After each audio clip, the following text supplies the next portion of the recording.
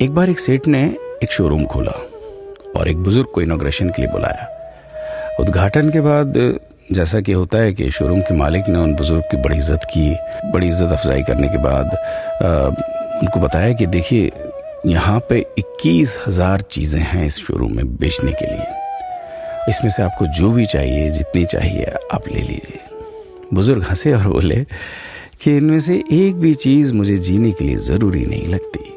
मुझे तो इस बात का ताज्जुब होता है, आश्चर्य होता है कि इंसान इन सभी गैर ज़रूरी चीज़ों का इस्तेमाल करता कहाँ है। अब देखिए, एयर फ्रेशनर के बिना किसकी सांस रुक गई? फेस वॉश का इस्तेमाल नहीं किया तो कौन काला हो गया? होम थिएटर लाकर कितने लोग कलाकार बन गए? कंडीशनर से किसके बाल मुलायम और काले हुए हैं?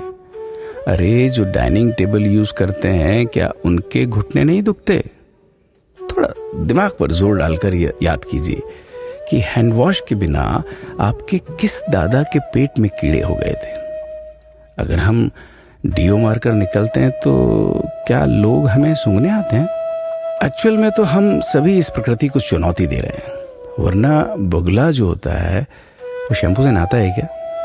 मोर अपने रंगों को संवारने या बचाने के लिए कौन सा कंडीशनर या फेस वॉश इस्तेमाल करता है?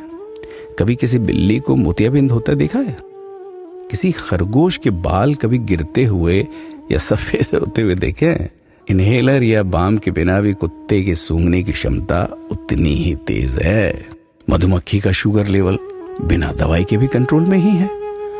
अलार्म के बिना भी मुर्गा रोज उठकर बांग देता है।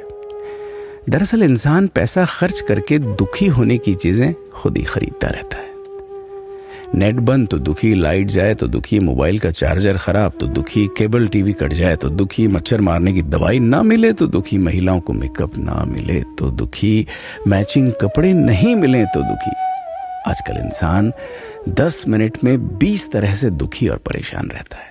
बाकी तो गुड़ की रोटी या प्याज रोटी खाकर हाथों का तकिया बनाकर पीपल के नीचे जो आराम से सो जाता है, उसे दुखी करने के लिए तो फरिश्तों को नीचे आना पड़ता है। ये सब देखा देखी का खेल है।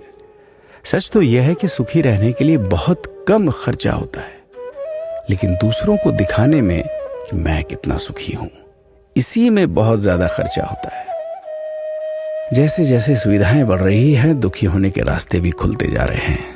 अगर आपको ये सब सच लगता है तो लोगों को जागृत कीजिए और फिजूल खर्च से बचाइए।